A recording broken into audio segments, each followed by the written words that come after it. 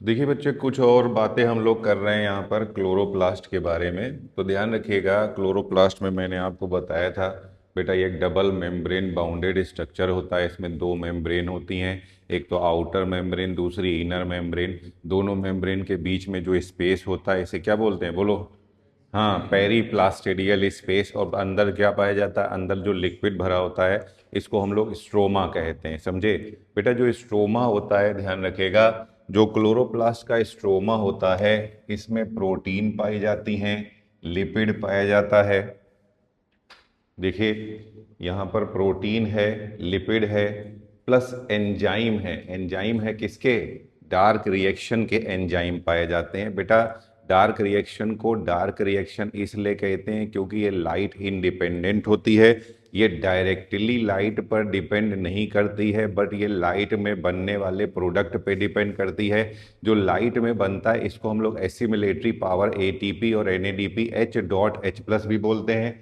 तो बोल रहे हैं बेटा लाइट इंडिपेंडेंट रिएक्शन है। यहाँ पे पाया जाता है रुबिस्को।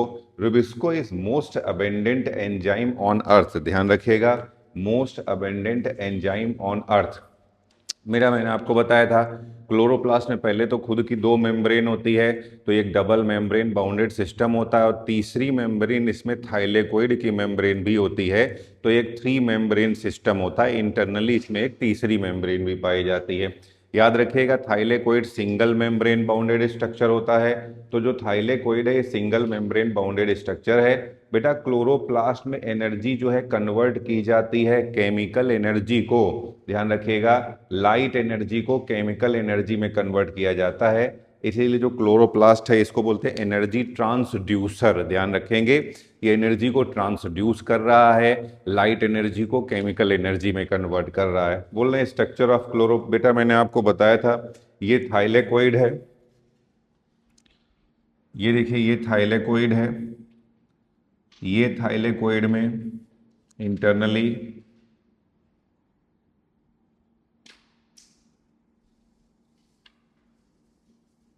ये इस तरह से स्ट्रक्चर पाए जाते हैं। इनको हम लोग क्वांटासोम्स कहते हैं। और यही क्वांटासोम्स के अंदर photosynthetic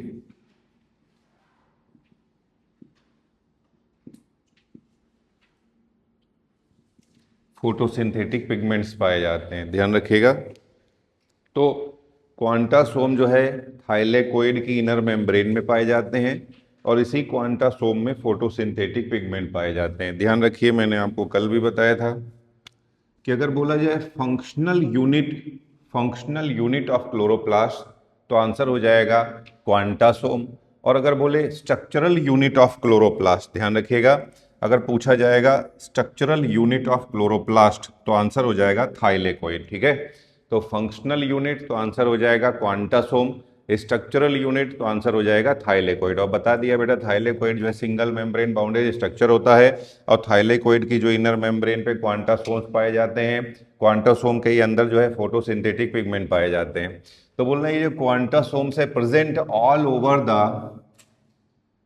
over the inner surface of thylakoid. बोल रहे हैं इसी क्वांटासोम के अंदर, inside the quantasome photosynthetic pigments are present. तो अगर आपसे क्वेश्चन पूछ लिया जाए कि फोटोसिंथेटिक पिगमेंट कहाँ पाए जाते हैं, तो सीधे आंसर हो जाएगा क्वांटासोम। तो यहाँ पे आंसर आ जाएगा क्वांटासोम। बट अगर ऑप्शन में क्वांटासोम दिया ही ना जाए तो वहां पर आंसर आप लगाएंगे थाइलेकोइड मेम्ब्रेन। ध्यान रखिएगा कि अगर आपसे क्वेश्चन पूछ लेते हैं कि भैया फोटोसिंथेटिक पिगमेंट कहाँ पाए जाते हैं, तो आप आंसर बताएंगे क्वांटासोम। बट अगर क्वांटासोम नहीं दिया गया है तो आंसर हो जाएगा थाइलेकोइड मेम्ब्रेन। दूसरा, जो क्लोरोप्लास्ट होता है इसमें काफ़ी क्लियर डिवीजन ऑफ लेबर पाया जाता है, क्योंकि इसमें बेटा जो लाइट रिएक्शन है ये कहाँ पाई जाती है, ये आपके थाइलेकोइड में पाई जाती है, ग्रेना में पाई जाती है, समझे। और जो डार्क रिएक्शन है वो स्ट्रोमा में पाई जाती है। तो बोल रहे ये जो थाइलेकोइड है ना, थाइलेकोइड है, ग्रेना है, इनको मेम्ब्रेन बाउंडेड सिस्टम बोल देंगे, समझे। तो क्लोरोप्लास्ट में एक तरफ थाइलेकोइड है, एक बेटा मैंने कल आपको बताया था वो क्लोरोप्लास्ट में जो कॉइन के जैसे स्ट्रक्चर होते हैं इनको हम लोग थाइलेकोइड कहते हैं। और कई सारे थाइलेकोइड, बोलो बेटा कितने थाइलेकोइड, 10 से 100 थाइलेकोइड आपस में एक के ऊपर एक इकट्ठा हो करके एक स्टैक बना देते हैं, ढेर बना देते हैं, जिसको हम लोग क्या बोलते हैं, ग्रेना बोलते हैं। समझे, सिंगुलर ग्रेनम होता है, प्लूरल ग्रेना बोल देते हैं। ठीक है, ये ग्रेना आपस में कनेक्टेड होते हैं, इनको फ्रेट चैनल भी बोलते हैं, इंटरग्रेनल थाइलेकोइड भी बोलते हैं, लार्जेस्ट थाइलेकोइड भी बोलते हैं। ठीक है, तो यहाँ ये जो क्लोरोप्लास्ट है बेटा, ये एक मेम्ब्रेन बताया था, इसमें clear cut division of labour पाया जाता है। एक तो इसमें मेम्ब्रेनस सिस्टम पाया जाता है, मेम्ब्रेनस सिस्टम पाया जाता है, दूसरा इसमें फ्लूइड स्ट्रोमा पाया जाता है। बेटा ये जो मेम्ब्रेनस सिस्टम है ये क्या करता है, ये ट्रैप करता है लाइट एनर्जी को और बनाता है एसिमिलेटरी पावर। ध्यान रखिएगा, लाइट एनर्जी को ट्रैप करता है और एसिमिलेटरी पावर बनाता है। एसिमिलेटरी पावर क्या है, ATP plus NADPH dot H plus या ATP प्लस NADPH2। बेटा तो यहाँ पे होती है लाइट रिएक्शन। लाइट रिएक्शन को लाइट इसलिए बोलते हैं, ये लाइट पे सीधे सीधे डिपेंड करती है, तो लाइट रिएक्शन या लाइट डिपेंडेंट रिएक्शन भी बोल सकते हैं। फिर ये फ्लूइड स्ट्रोमा है, इसमें CO2 का फिक्सेशन होता है और यहीं पे शुगर का फॉर्मेशन होगा। बेटा यहाँ यूटिलाइज होगा एसिमिलेटरी पावर और यहाँ पे होती है डार्क रिएक्शन। डार्क रिएक्शन को डार्क रिएक्शन इसलिए बोलते हैं क्योंकि लाइट पे डिपेंड नहीं करती, बट मैंने आपको बताया ये सीधे लाइट पे डिपेंड नहीं करती, बट ये लाइट में बनने वाले प्रोडक्ट पे डिपेंड करती है। तो ध्यान रखिएगा, डायरेक्टली नहीं बट इनडायरेक्टली ये डिपेंड करती है, क्योंकि ये डिपेंड करती है इस एसिमिलेटरी पावर पे जो कि लाइट में ही बनता है। तो ध्यान रखिए, कुछ मैंने आपको बताई है, कुछ मैंने पहले भी बातें बताई थी, ध्यान से सुन लीजिए। बोल रहे हैं मैंने आपको बताया बेटा ये जो क्लोरोप्लास्ट है, देखिए ये पहले मैं बता चुका हूं, ये क्लोरोप्लास्ट एक डबल मेम्ब्रेन बाउंडेड स्ट्रक्चर होता है। ये आउटर मेम्ब्रेन है, ये इनर मेम्ब्रेन है, दोनों मेम्ब्रेन के बीच में जो गैप होता है इसको हम लोग पेरीप्लास्टिडियल स्पेस बोलते हैं। अंदर ये स्ट्रोमा पाया जाता है। फिर बोल रहे हैं अंदर स्ट्रोमा में एक तो बेटा एंजाइम पाए जाते हैं, डार्क रिएक्शन का एंजाइम पाया जाता है और यहाँ पे रूबिस्को पाया जाता है। रूबिस्को क्या है, most abundant enzyme on earth. ध्यान रखिएगा, rubisco is most abundant enzyme on earth. और क्या क्या यहाँ पर पाया जाता है बेटा, यहाँ पे प्रोटीन भी पाया जाता है, लिपिड भी पाया जाता है, स्टार्च भी पाया जाएगा। ठीक है, दूसरा यहाँ बेटा क्लोरोप्लास्ट में खुद का अपना RNA होता है, खुद का अपना सर्कुलर DNA होता है, खुद का अपना राइबोसोम है। कौन सा राइबोसोम है, 70S राइबोसोम है। 70S को क्या बोलते हैं, बोलो बेटा 50S प्लस 30S। ध्यान रखिएगा, तो खुद का अपना राइबोसोम है। तो बोल रहे हैं क्लोरोप्लास्ट में पूरी की पूरी प्रोटीन सिंथेटिक मशीनरी है, इसलिए क्लोरोप्लास्ट कुछ प्रोटीन तो अपने लिए खुद बना लेगा, मगर कुछ प्रोटीन के लिए ये न्यूक्लियस के DNA पर डिपेंड करता है। समझे, इसीलिए इसको हम लोग सेमी ऑटोनोमस ऑर्गेनल बोलते हैं। फिर मैंने आपको ये भी बताया है बेटा जो क्लोरोप्लास्ट का ओरिजिन होता है इसे एंडोसिम्बियोटिक ओरिजिन बोलते हैं। बोल रहे हैं किसी यूकैरियोटिक सेल ने किसी प्रोकैरियोटिक सेल को इनगल्फ कर लिया है बट डाइजेस्ट नहीं किया है, तो इसी को बोलते हैं, और साथ में रहने लगे हैं। समझे, तो बोल रहे हैं अगर ये प्रोकैरियोटिक सेल कोई साइनोबैक्टीरिया था वो आगे चल करके क्लोरोप्लास्ट में कन्वर्ट हो गया, बट अगर ये प्रोकैरियोटिक सेल कोई एरोबिक बैक्टीरिया था तो वो आगे चल करके माइटोकॉन्ड्रिया में कन्वर्ट हो गया। समझे ना, तो माइटोकॉन्ड्रिया क्लोरोप्लास्ट दोनों को लिए एंडोसिम्बियोटिक ओरिजिन की थ्योरी दी गई है। दूसरा, माइटोकॉन्ड्रिया और chloroplast both are semi autonomous organelle. Mitochondria और क्लोरोप्लास्ट दोनों में ही खुद का DNA पाया जाता है। ये DNA साइटोप्लाज्म में पाया जाता है, तो ये रिस्पॉन्सिबल होता है साइटोप्लाज्मिक इनहेरिटेंस के लिए। मतलब कुछ कैरेक्टर इस DNA के कारण भी एक जेनरेशन से दूसरे जेनरेशन में चले जाएंगे, इसी को बोलते हैं साइटोप्लाज्मिक इनहेरिटेंस। तो ये तीन चीजें एकदम कॉमन है, समझ ले, तीन क्या मैं चार बोल सकता हूं। माइटोकॉन्ड्रिया भी डबल मेम्ब्रेन बाउंडेड स्ट्रक्चर है, क्लोरोप्लास्ट भी डबल मेम्ब्रेन बाउंडेड स्ट्रक्चर है। माइटोकॉन्ड्रिया भी सेमी ऑटोनोमस ऑर्गेनल है, क्लोरोप्लास्ट भी सेमी ऑटोनोमस ऑर्गेनल है। समझे, इसके बाद क्या मैंने बताया बेटा, माइटोकॉन्ड्रिया में उसमें भी खुद और भी देखिए, माइटोकॉन्ड्रिया में भी लीनियर सर्कुलर सर्कुलर डीएनए पाया जाता है, क्लोरोप्लास्ट में भी सर्कुलर डीएनए पाया जाता है, वहां पे भी 70s राइबोसोम पाया जाता है, यहाँ पे भी 70s राइबोसोम पाया जाता है। उसका भी एंडोसिम्बियोटिक ओरिजिन होता है, इसका भी एंडोसिम्बियोटिक ओरिजिन होता है। समझे, बस यही डिफरेंस है कि जब किसी यूकैरियोटिक सेल ने किसी साइनोबैक्टीरिया को इनगल्फ कर लिया तो वो क्लोरोप्लास्ट में कन्वर्ट हो गया, और जब किसी एरोबिक बैक्टीरिया को कन्वर्ट करके मतलब इनगल्फ कर लिया तो वो माइटोकॉन्ड्रिया में कन्वर्ट हो गया। समझे, तो बेटा मैंने आपको बताया यहाँ पे देखिए, तो इसमें प्रोटीन है, इसके जो स्ट्रोमा है, इसमें बेटा स्ट्रोमा है, स्ट्रोमा में प्रोटीन है, लिपिड है, स्टार्च है, डार्क रिएक्शन का एंजाइम है, और ये एंजाइम क्या है, रुबिस्को बताया था, most abundant enzyme on the earth. फिर बताया यहाँ पे जो क्लोरोप्लास्ट है इसमें क्वाइन लाइक स्ट्रक्चर होते हैं, membrane bounded, single membrane bounded coin like structure, इनको क्या बोलते हैं बेटा, single membrane bounded coin like structure होते हैं, इनको हम लोग क्या बोलते हैं, थाइलेकोइड बोलते हैं। और ये 10 से 100 थाइलेकोइड आपस में एक के ऊपर एक इकट्ठा होकर के एक ढेर बना देते हैं, एक स्टैक बना देते हैं, इसको क्या बोलते हैं, ग्रेना। समझे, ध्यान रखिएगा, प्लूरल इसका ग्रेना होता है, सिंगुलर ग्रेनम होता है, और ये ग्रेना आपस में कनेक्टेड होते हैं फ्रेट चैनल या इंटरग्रेनल थाइलेकोइड से। ये जो ग्रेना होते हैं बेटा बताया, ये सिंगल स्ट्रक्चरल यूनिट, जब क्लोरोप्लास्ट की स्ट्रक्चरल यूनिट क्वेश्चन पूछा जाएगा तो आंसर हो जाएगा थाइलेकोइड। समझे, और फंक्शनल यूनिट पूछा जाएगा तो आंसर हो जाएगा, फंक्शनल यूनिट बोलेंगे तो आंसर हो जाएगा आपका क्वांटासोम। समझे, और ये जो फोटोसिंथेटिक पिगमेंट होता है यही क्वांटासोम के अंदर पाया जाता है, ध्यान रखिएगा। तो अगर क्वेश्चन पूछा जाए फोटोसिंथेटिक पिगमेंट कहाँ पाया जाता है तो बोल रहे हैं आप, या थाइलेकोइड मेम्ब्रेन भी बोल सकते हैं, नहीं तो क्वांटासोम। अगर क्वांटासोम दिया है तो ज्यादा अच्छा है, क्वांटासोम ऑप्शन नहीं दिया है तो क्या बोल देंगे, थाइलेकोइड मेम्ब्रेन बोल देंगे। दूसरा बेटा ध्यान रखिएगा, जो हायर प्लांट्स है उनमें ये थाइलेकोइड एक के ऊपर एक इकट्ठा होकर के ग्रेना का फॉर्मेशन करते हैं, तो वहां पर ग्रेनल क्लोरोप्लास्ट या ग्रेनल थाइलेकोइड बोल सकते हैं। मगर जो बताया था यूकैरियोटिक एल्गे होता है उसमें ग्रेना नहीं बनता है, इसलिए उसे ए ग्रेनल कंडीशन बोलते हैं। तो ध्यान रखिएगा, यूकैरियोटिक एल्गे में थाइलेकोइड पाया जाता है बट ग्रेना नहीं पाया जाता है। ठीक है, तो ये देखिए बता दिया है मैंने आपको।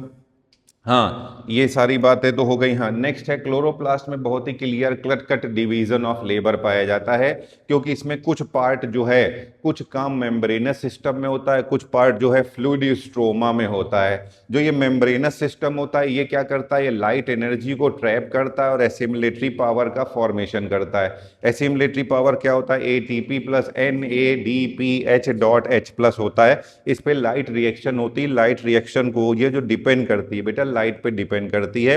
जो स्ट्रोमा होता है यहाँ पे CO2 का फिक्सेशन होगा, शुगर का फॉर्मेशन होगा, एसिमिलेटरी पावर का यूटिलाइजेशन होगा, यहाँ पे डार्क रिएक्शन होगी।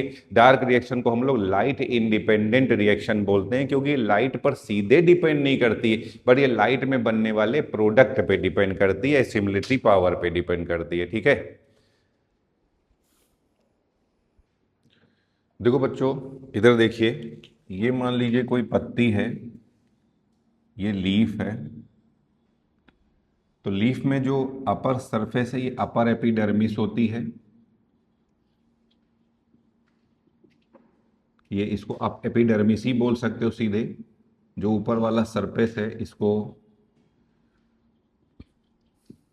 एपिडर्मिस, और जो नीचे वाला सरफेस होता है इसको हाइपोडर्मिस कहते हैं। तो देखिए मान लीजिए ये अपर सरफेस है, ये अपर सरफेस है, ये है एपिडर्मिस, और ये लोअर सरफेस है, लोअर सरफेस है, ये है हाइपोडर्मिस, और बीच में जितना कुछ होता है ना इसको मीजोफिल कहते हैं। मीजोफिल, पहले तो समझिए मीजोफिल क्या होता है। जो भी पत्ती होती है, पत्ती में upper surface epidermis, lower surface hypodermis, बीच का जितना कुछ है इसको मीजोफिल या मीजोफिल टिश्यू बोल सकते हैं। यहाँ की जो सेल्स हैं ये मीजोफिल सेल्स हैं। तो इसी में मेनली ये जो मीजोफिल होता है, मीजोफिल में ही क्लोरोप्लास्ट पाया जाता है। अब मीजोफिल में क्लोरोप्लास्ट का अरेंजमेंट कैसा है ये देखने जा रहे हैं। तो ये डिपेंड करता है लाइट वहां पर कैसी आ रही है, ध्यान रखिएगा। तो लाइट इंटेंसिटी तीन तरीके की हो सकती है, high light intensity, low light intensity and moderate light intensity. तो जैसी लाइट इंटेंसिटी होगी उसी तरीके का क्लोरोप्लास्ट का अरेंजमेंट हो जाता है। अब मान लीजिए हाई लाइट इंटेंसिटी आ रही है तो क्लोरोप्लास्ट सीधे ऐसे अरेंज होते हैं कि ऐसा ना हो जल जाए। बेटा हाई लाइट इंटेंसिटी में क्लोरोप्लास्ट खराब हो जाएगा, बेकार हो जाएगा, इसे सोलराइजेशन कहते हैं। तो बोल रहे ऐसा ना हो कि क्लोरोप्लास्ट पूरा जल जाए, खराब हो जाए, सोलराइजेशन हो जाए। इसलिए जो क्लोरोप्लास्ट है ना, ये लाइट के पैरेलल मैनर में अरेंज होते हैं और इस तरीके की कंडीशन को पैरास्ट्रोफे अरेंजमेंट बोलते हैं, ध्यान रखेंगे। हाई लाइट इंटेंसिटी में क्लोरोप्लास्ट जो है लाइट के पैरेलल मैनर में अरेंज होते हैं और इस तरीके के अरेंजमेंट को हम लोग पैरास्ट्रोफे अरेंजमेंट बोलते हैं, ठीक है। बोल रहे भैया जो लो लाइट इंटेंसिटी है तो ये चाहेगा कि ज़्यादा से ज़्यादा हमको लाइट मिल जाए, इसलिए ये परपेंडिकुलर अरेंज होते हैं। ये देखिए लाइट के परपेंडिकुलर अरेंज होते हैं, समझे। तो क्लोरोप्लास्ट इंसिडेंट लाइट के परपेंडिकुलर अरेंजमेंट होता है, इसको बोलते हैं एपिस्ट्रोफे अरेंजमेंट। अब जो मॉडरेट लाइट होती है इसमें क्लोरोप्लास्ट बिखरे हुए होते हैं मीजोफिल सेल में, स्कैटर्ड होते हैं, रैंडमली अरेंज्ड होते हैं, रैंडम अरेंजमेंट होता है, रैंडम अरेंजमेंट होता है, इसको बोलते हैं एपोस्ट्रोफे अरेंजमेंट, एपोस्ट्रोफे, ध्यान रखिएगा। तो बोल रहे सबसे पहले मीजोफिल क्या होता है। बेटा ये देखिए पत्ती की अपर एपिडर्मिस है, ये पत्ती में लोअर लेयर होती है, इसे हाइपोडर्मिस कहते हैं। बीच वाला जो टिश्यू होगा इसको हम लोग मीजोफिल बोलते हैं। मीजोफिल में ही क्लोरोप्लास्ट पाया जाता है। तो मीजोफिल में क्लोरोप्लास्ट का अरेंजमेंट कैसा है ये डिपेंड करता है इंसिडेंट लाइट की इंटेंसिटी पर। अगर इंसिडेंट लाइट की, ये तीन तरीके से हो सकती है, high light intensity, low light intensity and moderate light intensity, समझे। तो अगर हाई लाइट इंटेंसिटी है तो ऐसा ना भैया सीधे हाई एनर्जी मिल जाए और वो बेकार हो जाए, जल जाए, सोलराइजेशन हो जाए, इसलिए ये लाइट के पैरेलल में अरेंज हो जाएगा और इस तरीके के अरेंजमेंट को हम लोग पैरास्ट्रोफे अरेंजमेंट कहते हैं। जो बोल रहे लो लाइट इंटेंसिटी है ये क्लोरोप्लास्ट लाइट के परपेंडिकुलर अरेंज हो जाएगा, इसको एपिस्ट्रोफे अरेंजमेंट बोलते हैं। जो मॉडरेट लाइट इंटेंसिटी है ये जो क्लोरोप्लास्ट है ये रैंडमली अरेंज्ड हो जाएगा, इसको एपोस्ट्रोफे अरेंजमेंट बोलते हैं। तो तीन तरीके की लाइट इंटेंसिटी और तीन तरीके का अरेंजमेंट। कितने तरीके की लाइट इंटेंसिटी? तो नंबर 1 बोलो, नंबर 2 बोलो, नंबर 3 बोलो। तो हाई लाइट इंटेंसिटी में क्या बोलोगे, कैसा अरेंजमेंट? लो लाइट इंटेंसिटी में हाँ एपिस्ट्रोफ है, और हाई मॉडरेट लाइट इंटेंसिटी में हाँ एपोस्ट्रोफे हो जाएगा, ठीक है। चलिए तो देखो बच्चों इधर देखिए, तो बोल रहे हैं फोटोसिंथेटिक पिगमेंट। बोल रहे हैं भैया जो लीफ के पिगमेंट्स होते हैं, इधर देख लेंगे, तो leaf pigment can be separated by paper chromatography. Question पूछा जाए कि लीफ के पिगमेंट को हम लोग कैसे सेपरेट करते हैं, तो इसे बोलते हैं पेपर क्रोमेटोग्राफी। बोल रहे हैं यहाँ पे एक पिक्चर मिलेगी इन पिगमेंट्स की, इस क्रोमेटोग्राफिक पेपर के ऊपर, क्रोमेटोग्राफिक पेपर के ऊपर इसकी जो पिक मिलेगी, पिक्चर मिलेगी, इसे क्रोमेटोग्राम कहते हैं, ध्यान रखिएगा। तो लीफ के पिगमेंट कैसे सेपरेट कर सकते हैं, तो आंसर हो जाएगा पेपर क्रोमेटोग्राफी। और इसमें जो क्रोमेटोग्राफिक पेपर के ऊपर एक पिक मिलेगी, पिक्चर मिलेगी, इसे बोलते हैं क्रोमेटोग्राम, ठीक है। बोल रहे colour of leaf is due to the a number of, बोले लीफ का जो कलर होता है उसमें कई सारे जो पिगमेंट्स पाए जाते हैं उन्हीं के कारण होता है। कौन कौन से पिगमेंट पाए जाते हैं? Chlorophyll A, chlorophyll B, xanthophyll and carotene, ध्यान रखिएगा। लीफ का जो कलर होता है वो उसमें पाए जाने वाले पिगमेंट्स के कारण होता है। कौन कौन से पिगमेंट पाए जाते हैं? Chlorophyll A, chlorophyll B, xanthophyll and carotene, इनको फोटोसिंथेटिक पिगमेंट बोलते हैं। बोल रहे हैं देखिए यहाँ पर जो ये क्लोरोफिल होता है, क्लोरोफिल पिगमेंट ग्रीन, बेटा green pigment are present in the, chlorophyll है क्या? क्लोरोफिल एक ग्रीन पिगमेंट है। कहाँ पाया जाता है? क्लोरोप्लास्ट में पाया जाता है। ये सॉल्युबल, ये बेटा ऑर्गेनिक सॉल्वेंट में सॉल्युबल होता है और इनऑर्गेनिक सॉल्वेंट जैसे वाटर होता है एक्चुअली में इसमें नॉन पोलर कैरेक्टर ज़्यादा होता है, इसीलिए ऑर्गेनिक सॉल्वेंट में ध्यान रखिएगा, ऑर्गेनिक सॉल्वेंट में ये सॉल्युबल होगा और इनऑर्गेनिक सॉल्वेंट जैसे वाटर में ये इनसॉल्युबल होता है। ठीक है, कितने तरीके का क्लोरोफिल होता है? तो 4 तरीके का क्लोरोफिल है, ए बी सी डी। ध्यान रखिएगा 4 तरीके का क्लोरोफिल होता है, ए बी सी डी। कैसे बेटा? देखो क्लोरोफिल ए का ये फॉर्मूला होता है, बस ये याद कर लीजिए, बाकी के सब अपने आप सॉल्व हो जाएंगे आपके। क्लोरोफिल ए होता है C55H70O5N4Mg। अब ये देखिए क्लोरोफिल बी है, तो क्लोरोफिल बी बनाने के लिए क्लोरोफिल ए में एक ऑक्सीजन आप ऐड कर दीजिए, बस कुछ नहीं करना है। अब देखिए यहाँ पर क्लोरोफिल ए में ऑक्सीजन कितने थे? 5, यहाँ पर एक और ऐड कर देंगे तो यहाँ पे 6 हो जाएगा, समझे?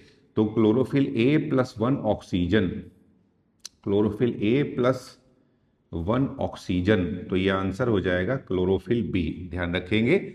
अब ये देखिए यहाँ पर ये 55 है, इसमें से 20 आप बोलें, या इसको क्लोरोफिल सी बनाने के लिए इसमें क्लोरोफिल ए में से, इसी क्लोरोफिल ए में से 20 कार्बन घटा दीजिए और उसमें और 42 हाइड्रोजन घटा दीजिए। तो बेटा यहाँ से अगर 20 कार्बन घटा दोगे तो यहाँ पे C35 आ जाएगा, 42 हाइड्रोजन घटा दोगे तो H28 आ जाएगा। आंसर आ गया, देखिए पूरा। तो बस एक याद करना है, उसके बाद फॉर्मूला याद रखिएगा। ये ट्रिक है कि क्लोरोफिल सी कैसे मिलेगा। Chlorophyll A -20 carbon and 42 hydrogen, chlorophyll B कैसे मिलेगा? Chlorophyll A plus 1 oxygen. Chlorophyll D कैसे मिलेगा? तो बेटा क्लोरोफिल ए में से एक कार्बन घटा दो और एक ऑक्सीजन ऐड कर दो। तो देखिए यहाँ पर 55 था, एक कार्बन कम करेंगे तो 54 आ जाएगा। यहाँ पे 5 ऑक्सीजन था, एक ऑक्सीजन ऐड करेंगे तो 6 ऑक्सीजन आ जाएगा, समझे? सीधे आपको एक से ही सारे सॉल्व हो जाएंगे। फिर क्लोरोफिल ए, क्वेश्चन पूछा जाता है किसको कहते हैं यूनिवर्सल पिगमेंट? क्यों कहते हैं यूनिवर्सल पिगमेंट? तो जो क्लोरोफिल ए होता है इसको यूनिवर्सल पिगमेंट बोलते हैं क्योंकि ये सभी फोटोसिंथेटिक ऑर्गेनिज्म में पाया जाता है, बट एक्सेप्ट यू बैक्टीरिया जैसे इनमें पाया जाता है बैक्टीरियो क्लोरोफिल एंड बैक्टीरियो वर्डिन। जो बैक्टीरियो क्लोरोफिल होता है ये पर्पल कलर का होता है और ये पर्पल फोटोसिंथेटिक बैक्टीरिया में पाया जाता है। बैक्टीरियो वर्डिन जो है ये ग्रीन कलर का होता है और ये ग्रीन फोटोसिंथेटिक बैक्टीरिया में पाया जाता है। ध्यान रखिएगा, ये फोटोसिंथेटिक बैक्टीरिया होते हैं। तो फिर से देख लीजिए, तो क्या लीफ के पिगमेंट हम लोग अलग कर सकते हैं? हाँ भैया, लीफ के पिगमेंट को हम लोग अलग कर सकते हैं। इस मेथड का नाम क्या दिया जाता है? बोलो बच्चों, पेपर क्रोमेटोग्राफी। अब यहाँ पे जो क्रोमेटोग्राफिक पेपर होता है उसके ऊपर एक पिक्चर मिलेगी पिगमेंट की, इस पिक को क्या बोला जाएगा? क्रोमेटोग्राम बोला जाएगा। बोल रहे हैं लीफ का कलर उसमें पाए जाने वाले फोटोसिंथेटिक पिगमेंट के कारण होता है। और ये पिगमेंट कौन कौन से होते हैं? Chlorophyll A, chlorophyll B, xanthophyll and carotene. फिर से बोलो बच्चों, क्या क्या पिगमेंट पाए जाते हैं? Chlorophyll A, chlorophyll B, xanthophyll and carotene, समझे? ये फोटोसिंथेटिक पिगमेंट होते हैं। बोल रहे भैया जो क्लोरोफिल होता है जनरली ग्रीन कलर का पिगमेंट होता है, ये ऑर्गेनिक सॉल्वेंट में सॉल्युबल होगा, वाटर में इनसॉल्युबल होगा। क्लोरोफिल 4 तरीके का होता है, ए बी सी डी। ध्यान रखिएगा, ए का फॉर्मूला याद कर लीजिए, बाकी का मैंने ट्रिक बता दी, इससे सारे फॉर्मूले सॉल्व हो जाएंगे। तो ए का फॉर्मूला क्या होगा? C55H70O5N4Mg। क्लोरोफिल बी बनाना है सर, क्या करेंगे? क्लोरोफिल ए में एक ऑक्सीजन ऐड कर दीजिए तो 5 का 6 करोगे, आंसर आ जाएगा। बस सीधे आंसर आ गया। सर सी बनाना है, सी में ही बस थोड़ी मेहनत है, सी में ही याद करना, बाकी में आपको कुछ याद नहीं करना पड़ेगा। क्या करना है बताओ? कितने कार्बन घटा दें इसमें से? 20 कार्बन, 20 कार्बन सब्सट्रैक्ट कर दीजिए। कितने हाइड्रोजन घटाने हमें? 42। तो सर यहाँ पे 35 और यहाँ 28 आ जाएगा, समझे? अब सर क्लोरोफिल डी बनाना है, क्या करना है? बोलो बेटा, एक कार्बन घटा दो और एक ऑक्सीजन बढ़ा दो। एक कार्बन घटाओगे तो यहाँ 54 आ जाएगा, एक ऑक्सीजन बढ़ाओगे तो यहाँ पे 6 आ जाएगा। ठीक है, बोल रहे हैं बेटा किसको कहते हैं यूनिवर्सल पिगमेंट, फोटोसिंथेटिक पिगमेंट, तो आंसर क्या हो जाएगा क्लोरोफिल ए, क्योंकि ये सभी फोटोसिंथेटिक ऑर्गेनिज्म। बट ध्यान रखिएगा अगर सीधे आ जाए कि chlorophyll is present in all photosynthetic organism, बोलिए ट्रू की फॉल्स?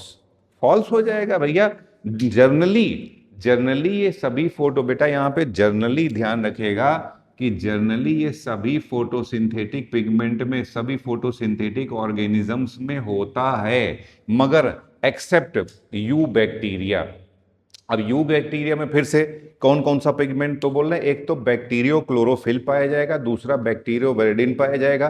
बैक्टीरियो क्लोरोफिल जो होता है ये पर्पल होता है, पर्पल बैक्टीरिया में पाया जाता है। बैक्टीरियो वेरिडिन जो होता है ये ग्रीन होता है, ग्रीन बैक्टीरिया में पाया जाता है। ध्यान रखिएगा ये फोटोसिंथेटिक बैक्टीरिया है, ठीक है। चलिए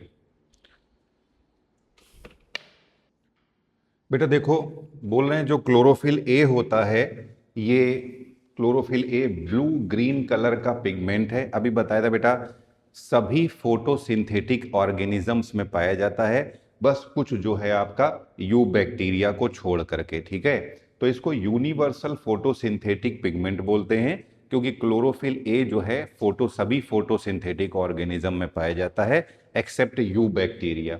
Chlorophyll A helps in the trapping of light energy and convert it into the chemical energy.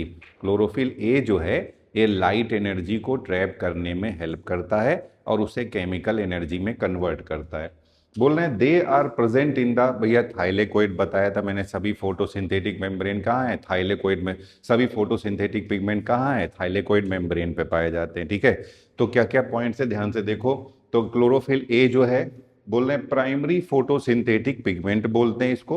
It is, ये कैसा है ब्लू ग्रीन कलर का होता है, यूनिवर्सल फोटोसिंथेटिक पिगमेंट है, और ये क्योंकि सभी फोटोसिंथेटिक ऑर्गेनिज्म में पाया जाता है except eubacteria. Chlorophyll A help करता है लाइट एनर्जी को ट्रैप करके केमिकल एनर्जी में कन्वर्ट करने में। दे आर प्रेजेंट कहाँ पाया जाता है थाइलेकोइड मेम्ब्रेन में पाया जाता है, या मैंने आपको बताया था क्वांटासोम में पाया जाता है। दूसरा क्लोरोफिल की एक ही सिंथेसिस कैसे होती है, तो बोल रहे हैं ग्लूटेमिक एसिड से इसकी सिंथेसिस होती है, या फिर ग्लाइसिन प्लस सक्सीनल को एंजाइम ए से सिंथेसिस होती है। ध्यान रखिएगा तो ग्लूटेमिक एसिड से या ग्लाइसिन प्लस सक्सीनल को एंजाइम ए से सिंथेसिस होगी। तो बोले ध्यान रखिए, फिर बोल रहे हैं ग्लूटेमिक एसिड या ग्लाइसिन प्लस को एंजाइम ए, बोल रहे हैं ये जब रिएक्ट करेगा तो इससे पहले बनता है प्रोटोक्लोरोफिल। जब इसके ऊपर लाइट पड़ेगी तब ये कन्वर्ट होता है क्लोरोफिल में। ध्यान रखिएगा प्रोटोक्लोरोफिल समान है, प्रिकर्सर है जिससे क्लोरोफिल बनेगा। ध्यान रखेंगे तो बोल रहे कैसे बनता है ये क्लोरोफिल, तो ग्लूटेमिक एसिड या ग्लाइसिन प्लस को एंजाइम ए जब ये रिएक्ट करेगा तो पहले बना देगा प्रोटोक्लोरोफिल। प्रोटोक्लोरोफिल के ऊपर जब लाइट पड़ेगी तब ये बनता है क्लोरोफिल। अब बोल रहे हैं क्लोरोफिल ए का स्ट्रक्चर कैसा होता है, तो सबसे पहले तो बेटा टेडपोल लाइक स्ट्रक्चर होता है। बोल रहे हैं क्लोरोफिल ए टेडपोल लाइक स्ट्रक्चर होता है। इसमें दो पार्ट होते हैं, एक तो ये पोरफायरिन हेड और दूसरी phytol tail. Porphyrin head and phytol tail. ये जो हेड होता है इसमें देखिए 1 2 3 4, इसमें ये 4 पोरफायरिन रिंग होती हैं और इसमें सेंट्रल एटम या सेंट्रल मेटल मैग्नीशियम होता है। ध्यान रखेंगे तो क्लोरोफिल का सेंट्रल मेटल एटम जो है ये मैग्नीशियम होता है। तो ये जो पोरफायरिन हेड है इसमें 4 रिंगे, 4 पोरफायरिन, 4 पाइरोल रिंग होती हैं, 1 2 3 4, और सेंटर में इनके मैग्नीशियम होता है।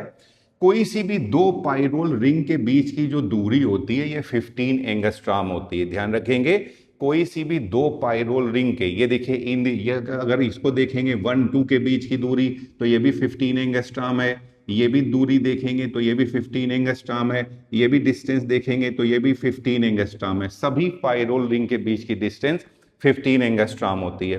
यहाँ पे ये फाइटोल टेल जुड़ी हुई होती है, इसकी जो लेंथ है ये 20 एंगस्ट्रॉम है। फॉर्मूला याद रखेंगे C20H39OH, ध्यान रखेंगे C20H39OH, ये इसका फॉर्मूला होता है फाइटोल टेल। बोल रहे बेटा जो हेड होता है ये हाइड्रोफोबिक होती है, जो टेल है ये हाइड्रोफिलिक होती है। चार बता दिया मैंने। इसमें ये इसमें लॉन्ग हाइड्रोकार्बन चेन होती है।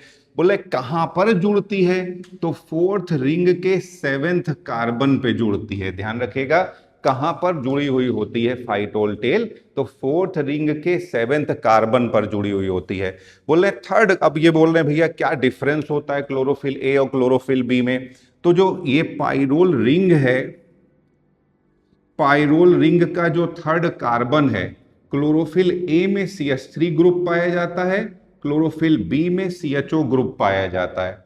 क्लोरोफिल ए में CH3 ग्रुप पाया जाता है, क्लोरोफिल बी में CHO ग्रुप, बाकी का बेसिक स्ट्रक्चर सेम होता है। Chlorophyll A blue green colour का पिगमेंट होता है, chlorophyll B yellow green colour का पिगमेंट होता है, और क्लोरोफिल सी में फाइटोल टेल नहीं पाई जाती है। ध्यान रखिएगा क्लोरोफिल सी में फाइटोल टेल नहीं पाई जाती है। Skeleton of the pyrrole ring का जो स्केल्टन है इसमें नाइट्रोजन और कार्बन पाया जाता है। Skeleton of pyrrole ring consist of nitrogen and carbon. Phytol tail क्या करती है, ये एंकर करने में हेल्प करती है, anchor the chlorophyll molecule in the lipid part of thylakoid membrane. Thylakoid membrane के लिपिड पार्ट में इसको एंकर करने में हेल्प करती है। फिर से देखेंगे सारी चीजें, ध्यान से देखिए। तो क्लोरोफिल क्या होता है, क्लोरोफिल ए के बारे में बात कर रहे हैं। बोलो बच्चों क्या बोलते हैं इसको हम लोग, प्राइमरी फोटोसिंथेटिक पिगमेंट। क्या बोलते हैं, बोलिए, प्राइमरी फोटोसिंथेटिक पिगमेंट। कैसे कलर का दिखाई देता है, ब्लू ग्रीन कलर का दिखाई देता है। और कैसा होता है, बोलो बेटा, यूनिवर्सल फोटोसिंथेटिक पिगमेंट बोलते हैं। क्यों इसको यूनिवर्सल बोलते हैं, क्योंकि ये सभी फोटोसिंथेटिक ऑर्गेनिज्म में पाया जाता है except eubacteria, eubacteria में नहीं पाया जाता है, समझे। तो क्लोरोफिल ए ये हेल्प करता है ट्रैपिंग, लाइट एनर्जी को ट्रैप करता है और किस में कन्वर्ट करेगा, केमिकल एनर्जी में कन्वर्ट करेगा। They are present in the thylakoid membrane, thylakoid membrane में ये पाए जाते हैं। कैसे सिंथेसिस होती है, तो ग्लूटामिक एसिड या फिर ग्लाइसिन प्लस सक्सीनल कोएंजाइम ए से बनेगा, जिससे पहले बनता है प्रोटोक्लोरोफिल, जो कि क्लोरोफिल का प्रिकर्सर होता है। जब इसके ऊपर पड़ेगी लाइट तो क्या सिंथेसिस हो जाएगा, क्लोरोफिल। अब बोल रहे हैं जो स्ट्रक्चर, बोलो बच्चों क्लोरोफिल ए का स्ट्रक्चर कैसा दिखता है, टेडपोल लाइक स्ट्रक्चर होता है। इसके दो पार्ट होते हैं। नंबर 1 बोलो पोरफायरिन हेड, फिर से बोलो नंबर 1 क्या होता है, पोरफायरिन हेड। और नंबर 2 क्या होता है, पोरफायरिन हेड। बोलो बेटा ये नेचर में हाइड्रोफोबिक होता है या हाइड्रोफिलिक होता है, हाइड्रोफोबिक होता है, ध्यान रखिएगा। और टेल नेचर में कैसी होती है, हाइड्रोफिलिक। फिर से बोलो बेटा क्लोरोफिल ए का शेप कैसा होता है, टेडपोल लाइक। इसके दो पार्ट होते हैं। नंबर 1 बोलिए, हाँ पोरफायरिन हेड, और नंबर 2 बोलिए फाइटोल टेल। बताइए पोरफायरिन हेड हाइड्रोफोबिक होता है या हाइड्रोफिलिक होता है, और टेल कैसी होती है, हाइड्रोफिलिक होती है। ठीक है, देखो बेटा यहां सेंट्रल में ध्यान रखिएगा, central atom, central metal atom magnesium पाया जाता है, और 4 पाइरोल रिंग जुड़ी होती हैं। यहाँ पे किनारे पे 4 पाइरोल रिंग होती हैं। हर 2 पाइरोल रिंग के बीच का जो गैप है वो 15 एंगस्ट्रॉम है। बोल रहे हैं जो 4th पाइरोल रिंग का 7th कार्बन, ध्यान रखिएगा 4th पाइरोल रिंग के 7th कार्बन पे ये फाइटोल टेल जुड़ी हुई होती है। इसका फॉर्मूला है C20। ऐसे याद करो, C में जितने C हैं उसमें एक कम कर दो हाइड्रोजन, बस। तो आंसर क्या होगा, एक मतलब उसमें 19 जोड़ दो, है ना, डबल करके एक कम कर दो, C का डबल करके एक कम कर दो, तो 40 में से एक कम करोगे क्या हो जाएगा, 39। तो C20H39OH, ये ऐसे याद रखिएगा, सीधे मत याद करेगा, ऐसी चीजें सीधे नहीं याद करनी चाहिए वरना गलत हो जाती हैं। C ऐसे कहीं लिख लेना, इसमें C का डबल करके एक घटा दीजिएगा, वो आएगा। तो C का डबल करो 40, एक घटा दोगे तो 39 आ जाएगा, समझे। तो C20H39OH ये फाइटोल टेल। बोलो बेटा लेंथ कितनी होती है? 20 एंगस्ट्रॉम लेंथ होती है। बोल रहे हैं अब क्या डिफरेंस होता है क्लोरोफिल ए और क्लोरोफिल बी में? दोनों में डिफरेंस आता है सेकेंड पाइरोल रिंग के थर्ड कार्बन पर। अगर क्लोरोफिल ए है तो यहां क्या जुड़ा होगा? CH3 group. अगर क्लोरोफिल बी है तो वहां क्या जुड़ा होगा? CHO group. फिर जो क्लोरोफिल ए है कैसा दिखाई देता है? ब्लू ग्रीन कलर का दिखाई। क्लोरोफिल बी कैसा दिखाई देता है? येलो ग्रीन कलर का दिखाई देता है। क्लोरोफिल सी बेटा इसमें फाइटोल टेल नहीं पाई जाती है। बोले स्केलेटन ऑफ, बोले पाइरोल रिंग का स्केलेटन किसका किसका बना होता है? नाइट्रोजन और कार्बन का बना होता है। फाइटोल टेल क्या करती है? एंकर करने में जो लिपिड की लेयर होती है, बोले थाइलेकोइड मेम्ब्रेन में, ध्यान रखिएगा, जो थाइलेकोइड मेम्ब्रेन का लिपिड पार्ट होता है उसमें एंकर करने में हेल्प करता है। तो anchor the chlorophyll molecule in the lipid part of the thylakoid membrane. ठीक है, तो ये स्ट्रक्चर हो गया। चलो एक बार फिर से रिवाइज कर लो स्ट्रक्चर, बताओ। तो बोल रहे हैं क्लोरोफिल ए का शेप कैसा होता है? बताइए। टेडपोल लाइक इसका स्ट्रक्चर होता है। इसमें दो पार्ट होते हैं। नंबर 1 बोलिए और नंबर 2 बोलिए। हेड कैसा होता है? टेल कैसी होती है? हेड में कितनी पाइरोल रिंग पाए जाएंगे? 2 पाइरोल रिंग के बीच में दूरी कितनी होगी? और सेंट्रल एटम क्या होगा? बेटा 4th पाइरोल रिंग के 7th कार्बन पे क्या जुड़ी होगी? Phytol tail. फाइटोल टेल का फॉर्मूला क्या है? C20H39OH। समझे? लेंथ कितनी है? 20 एंगस्ट्रॉम। ध्यान रखें, जो third carbon of second pyrrole ring, तो क्लोरोफिल ए में क्या पाया जाता है? CH3। क्लोरोफिल बी में क्या पाया जाएगा? क्लोरोफिल ए का कलर कैसा होगा? क्लोरोफिल बी का कलर कैसा होगा? अब बोले क्लोरोफिल सी में क्या होगा? नहीं पाया जाएगा। स्केलेटन ऑफ पाइरोल रिंग किसका बना होगा? नाइट्रोजन और कार्बन का बना होगा। फाइटोल टेल क्या करती है? थाइलेकोइड मेम्ब्रेन में धंसने में हेल्प करती है, एंकर करने में हेल्प करती है। तो anchor the chlorophyll molecule in the lipid part of the thylakoid membrane. ठीक है, चलिए।